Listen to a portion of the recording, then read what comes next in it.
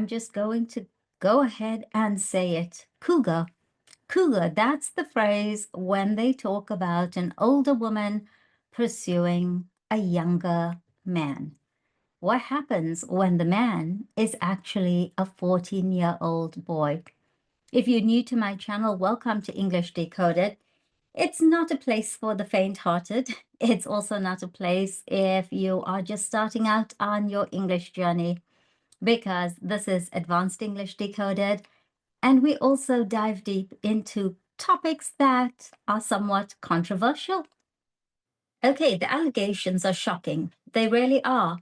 That Brigitte Macron was born a man, that she's not who she seems to be, that her relationship with President Emmanuel Macron began under deeply, deeply disturbing circumstances. Now, this story that we're diving into today involves far-right commentators. It involves a French journalist who was sued and then later won on appeal, some childhood photos, and hey, a phone call direct from the Oval Office, from the president himself. Now, what's fact? What's fiction? Why does this theory persist? Even though there are deep holes in the narrative, and I'm going to get into that because as much as I buy into Candace Owens' story, there are some things that don't make sense to me. And I am going to get into that along with the English that we're going to decode.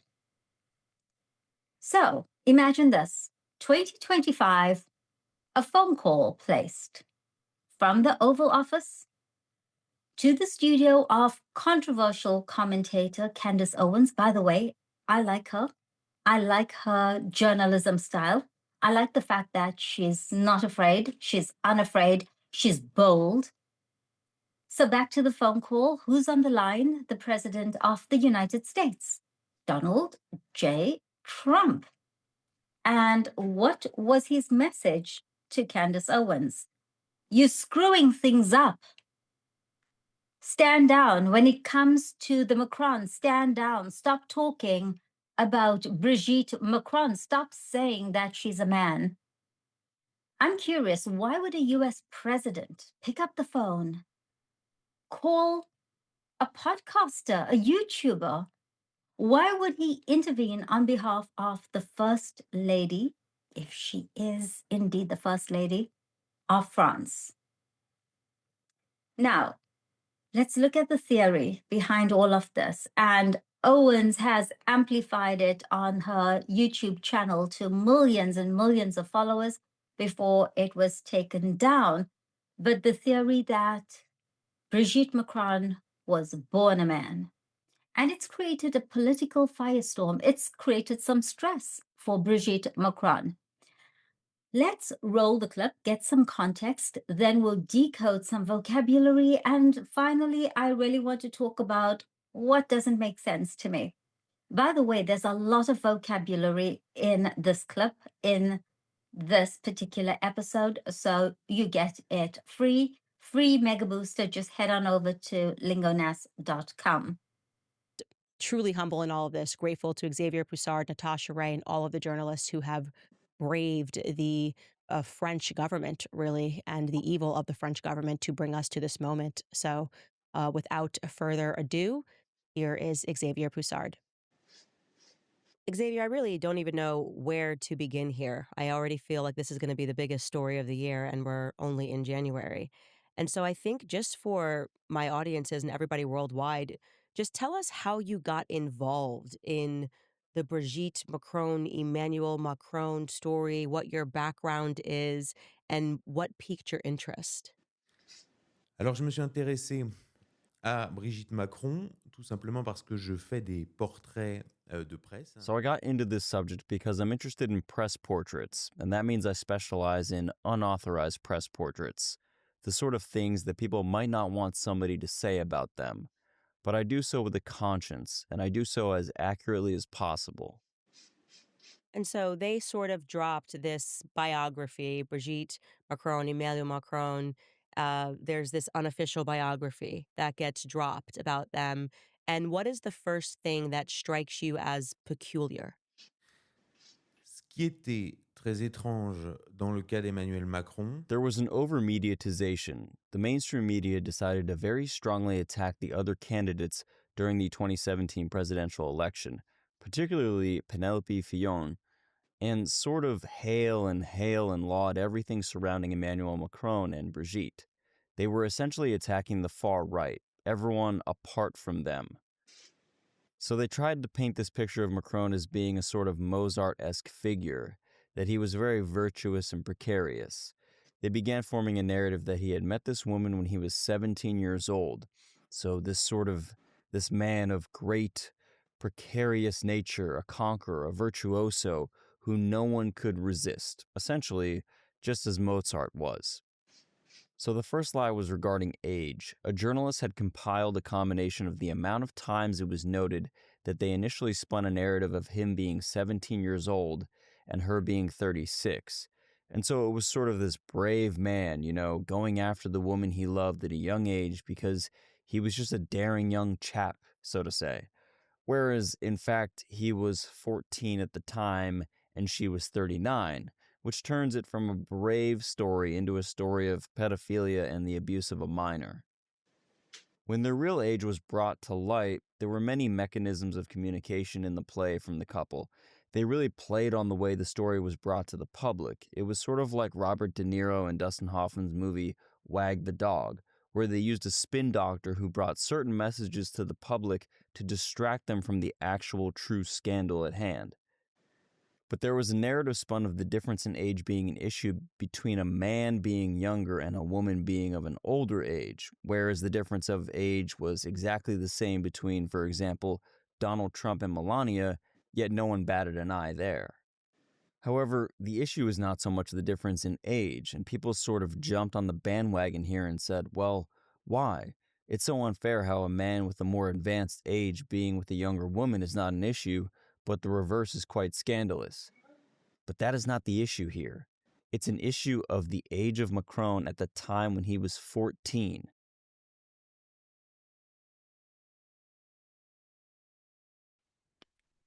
Okay, so a couple of things from that clip. First, it's the allegation that France's First Lady, Brigitte Macron, of Amiens, that's where she was born. Well, she was not born female. Interesting. I'm not sure if there's enough evidence to support this. You tell me your thoughts. Now, what exactly is the story here? Well, proponents like Candace point to a specific childhood photograph from the 1950s, which show a boy named, Jean-Michel Trogneux. Now, they say that the physical appearance of this boy and the fact that there aren't many photographs from Brigitte's youth point to the fact that she was born a man and then she had some kind of gender change operation. That's what they're alleging. For me, the thing is that in the 1950s, people were not taking photos like they do nowadays every 2 minutes and posting on Instagram. We have to look at it in context. But I really want to break the vocabulary down for you. So the first phrase that I really loved is when Candace says, without further ado. Now, this is when a host says that they're done with the introduction and they want to get to the main event. So what she means is, hey, without further ado, let's get right into it. A simpler way would have been to say, okay, let's start, or so here it is. Let's get the ball rolling. Let's get cracking. But I like without further ado, very Shakespearean, very classy. Then I heard the phrase bat an eye, or they didn't bat an eye. So this is about reaction.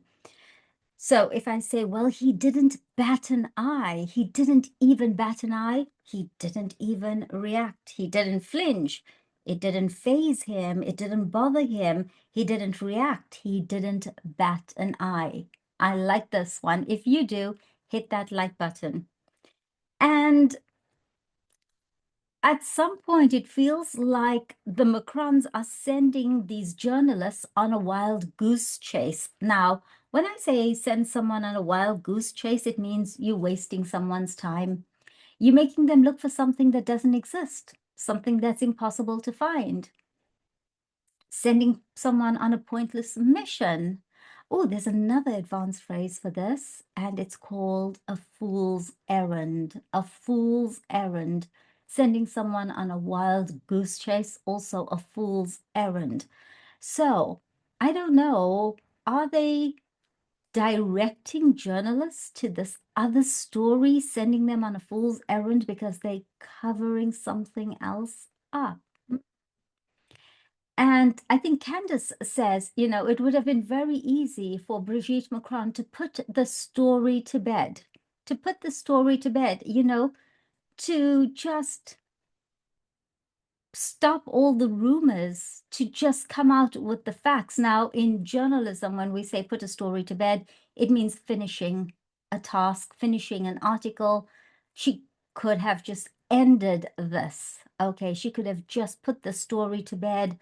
How could she have ended it? How could she have put the story to bed? Well, she could have produced photographs from her youth. She could have gotten her brother to show up at a press conference and say, hey, this is my brother, and I'm the sister. But she didn't do that. She didn't put the story to bed. And you have to ask yourself, why? And then there's another phrase, to flag something as, well, this means to mark it as important or problematic. A simpler word for flag it, mark it, label it, other words for flag it. And I have to say, this is a word that I really like. It's a phrase that I really like. Pique one's interest, to be honest with you. I've used it. I kind of like these, not just advanced phrases, but these unusual phrases. And if it piques one's interest, it means, oh, it gets someone curious. It gets someone curious. It gets someone's attention. So you could say, well, it sparked my curiosity or it grabbed my interest, but pique, oh, pique is a really cool word. It piqued my interest. Piqued, piqued my interest. And if you want to master how to use it, get the free English Mega Booster. It's got a workbook, lots of exercises. Grab it. Whole. And this kind of gets into maybe something you never thought you were going to expect here as you were digging into this. You expected probably some holes in the story, but not, I guess, what you discovered next. Alors parallèlement, moi je m'y intéresse parce que je fais des archives. So what I do in my job is I archive things. This is what I really enjoy. I like going back into details and back into history and looking at people's problems. I had a bunch of people around me, my contacts in Paris, some mainstream journalists in the media, who were egging me to say things. They said, go on, this is what you do. This is what I do. I take information and share it when other journalists cannot. And all of a sudden, I came across someone in my informal work surroundings, and he said, this is a man. Like, surely you can see this is a man. As if it was the most straightforward, obvious comment he could make about it. Another one of my colleagues, he's a civil servant, he calls her Amanda, which is a reference to Amanda Lear. There was a similar case. It's not well known in the United States, but Amanda Lear, she was a somewhat notorious figure. She was a muse to Salvador Dali. She was a singer and a television star. She's famous in France, so her biographies were written and rewritten, and every time they were rewritten, there were small discrepancies with dates and timelines. I got the same impression when I read Brigitte Macron's biographies. For example, the death of a sister in 1960, but we'd later learn it was 1961. Then the death of a niece the following year, but then when we would go dig for the information, we'd discover actually, in fact, she died in 1966. Then she says, I bought my house. We bought our house in the Le Touquet in 1950. We'd then go dig. It was actually 1957. And each time like that, the story is modified So, in fact, we say to ourselves, what is this thing? There was this element of creating complexity and confusion in order to essentially hide the elephant in the room. Going back to Amanda Lear was born Alain Tape. He is very well known today. In fact, she was unmasked because at one time in her life, she called herself Peggy from Oslo, and she was actually Mick Jagger's drug dealer. So we are still experiencing these very borderline behaviors. My point is, this avenue of a transsexual persona has been created before, but it's very dangerous to try to delve into it because you run the risk of being branded a madman. Who is this man claiming this absurdity? Is he crazy? So I was facing that risk. I started talking to my broader network. I started going to everyone I knew trying to figure out what was going on because I knew there was a story here and I wanted to deepen myself within the story. But the French, all in all, don't realize what's going on. It's not really on their radar. They're not quite aware as to how big this is. All of a sudden, I get a number from this girl called Natasha Ray. She's just a normal citizen, not a journalist. She claims to be able to prove Brigitte Macron is a man. So we begin to exchange ideas and work together for a month. And is this the moment when you were first introduced to, I guess, the name, the person, Jean-Michel Trogneau? Because prior to, there were essentially just no pictures of Brigitte Macron for 30 plus years of his or her life. And was it Natasha that first brought forth the name to you, Jean-Michel Trogneau? Alors, c'est quelque chose d'intéressant So this is something puisque interesting. I had identified this name in the archives of documents found in the commercial courts. I ordered a lot of documents from the commercial courts called the INPI to trace companies. I was interested in the Trogneaus, and I saw this name appear which did not appear in the biographies. I realized that Emmanuel Macron wasn't really selling well to the public as a persona. He was in managerial positions and in hedge funds, and the public wasn't really gripped by this. When they decided to create a presidential candidate, they tried to focus more on the background of Brigitte Macron's family, the Trogneau family, who are a family of chocolatiers from Amiens, France, since it is a family which is rooted in the real country, in the real economy. That is to say, they are not bankers at Rothschilds. They don't do mergers and acquisitions. They make chocolates. They were even compared to the Kennedys in the French press. At that moment, we said to ourselves, why is there this insistence on each brother, each sister, each niece, etc., except one, Jean-Michel Trogneau? Jean-Michel was erased, and Natasha told me that a family photo, which was supposed to have Brigitte on her mother's lap, had been shown to the press, and she told me, but look closely at the little boy. This is Jean-Michel Trogneau. By process of elimination, it is Jean-Michel Trogneau, and this hidden brother, if you look closely, is actually Brigitte Macron. She was fully convinced, and I thought, it's very disturbing. It's worth cross-checking. So in America, there's an expression, um, we say the dog that doesn't bark, right? So what's quite interesting is this is the dog that's not barking. There's all of this information about all the family members, and you recognize that there's no information about this family member. And that photograph that we saw of their family in Amiens. And the French journalist says he likes to create press portraits. Press portraits. It's a very fancy term. I had to Google it. It's for how the media describes a person or a personality. What they mean, it's the person's profile, right? The media's profile of a person, how the news is painting them, the story that the media is creating. And then they say, well, it strikes me as, well, this just means your first impression or your feeling, your gut feeling about something. It's kind of saying, well, it seems to me, it strikes me as, it seems to me, it comes off as, it seems like. Same. Nothing special there, right? But Lord, Laud, I like this. Lord, I love it. Lord, super formal word for praising someone a lot, usually in public. Lord, applaud? There you have it. Laud, applaud, same, same. What they mean when they say Lord is that he is praised highly. Simpler words, acclaim, celebrate, and like I said, Lord, applaud. And I think they spoke about painting a picture. So they're describing the situation so vividly that people can almost see it. I love people who, when they speak, they actually paint a picture. They describe it in detail. They tell the story. They lay it out in with all these details, and it just kind of makes it come to life. It brings it to life. And this one's interesting, the virtuous and virtuoso. So virtuous, it's a formal word that means a very good moral person, righteous, principled, upstanding. Brigitte Macron, not so much, but we'll get into that. And then they talk about Emmanuel Macron is a virtuoso, or he was a virtuoso.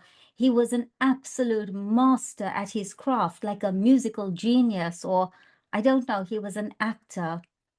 What they're really saying, virtuoso, very gifted, incredibly gifted. Think Mozart, virtuoso. If you can think of any others, pop it into the comments. But Emmanuel Macron, virtuoso, not so much. Brigitte Macron, virtuous, not so much. And that's why they need a spin doctor. A spin doctor is an informal but slightly shady negative name for a PR person who tries to make bad news sound good. He spins it, he controls the story. Basically, it's a propagandist, okay? They just retell the story. They spin the narrative. That's what a spin doctor does. He spins the narrative. They control how the story is told, how the story is perceived. They're controlling the story. They're twisting the story. Yeah, that's the truth. They're twisting the story. They're managing the message. They're spinning the story. Spin doctors. And then we come to a lovely phrase that you may have heard before, jump on the bandwagon. And this means to start doing something just because it's become popular or trendy. TikTok, anything that goes viral, the trends, people jump on the bandwagon. They just follow the trend.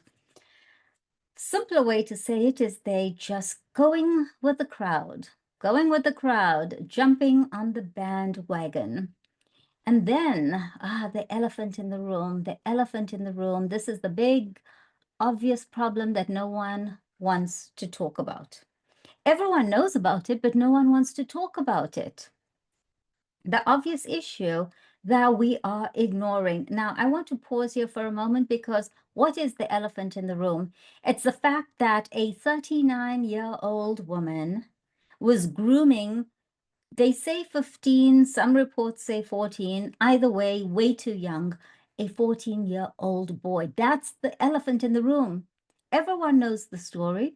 Nobody wants to talk about it. She's not a cougar. No. She's not a cougar. It's not older woman, younger man. It's older woman, child. This is the elephant in the room. The obvious issue, the obvious story that everyone is ignoring. I mean, what's the age difference now? She's 78 and he's 12? Gosh, that was nasty, but come on, you know what I mean. That's not cougar. That's predator? Pedophile? I don't know. You tell me. Do you think it's okay? And then I like this particular phrase, the dog that doesn't bark. The dog that doesn't bark. It's when the most important evidence is that something didn't happen. The clue was actually what was missing. The dog that doesn't bark in those photos. The dog that doesn't bark. That's what they were saying about the photos. Something's missing. Something's missing. It's not what's in the photos. It's what's missing from the photos. And obviously, this story is on Candace Owens' radar and many journalists' radar. So what does it mean? It's on their radar. They are aware of it now. It's on our scope. We're tracking it. It's on our radar. We're interested in it. Now, let's talk about what the Macron administration did. Their response was not just silence. That might have been the smart move. Instead, they pursued legal action.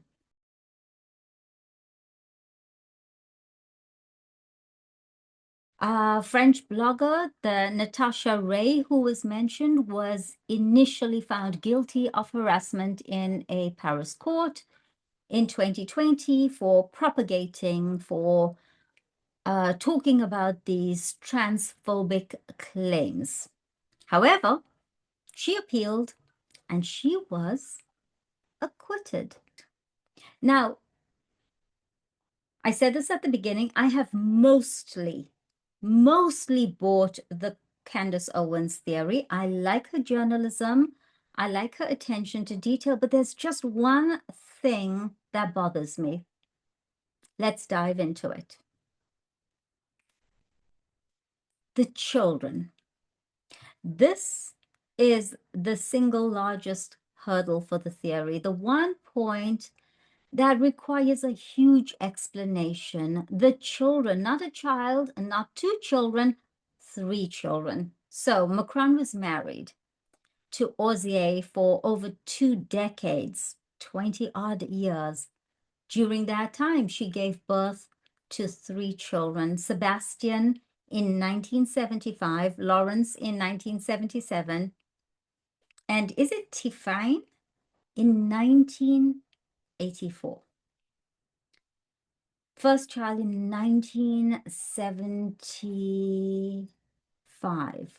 Was surrogacy even a thing then? Was IVF even a thing then? This confuses me. Now, the existence of these 3 children, biological children, it's a matter of public record. Okay, now, if this allegation that Macron was born a man, Brigitte was born a man, it would require a medical impossibility in the 1970s. I mean, now in 2025, there are lots of things that can be done. So this part baffles me. Theorists will have to either say that these children are not biological hers. Now, if this is true, these children are not biologically hers, that would, gosh, that would take a massive conspiracy of silence. Many people would have to be involved in this conspiracy of silence. Or that some miraculous technology was used. But how is it that only Brigitte had access to this technology? So for me, this is the hole in the argument. This is the fracture point in the entire argument, the hole in the argument. This is the part that just doesn't make sense to me. And also something that Candace seems to have completely ignored. So I wish that Candace would get into this and explain it. Now,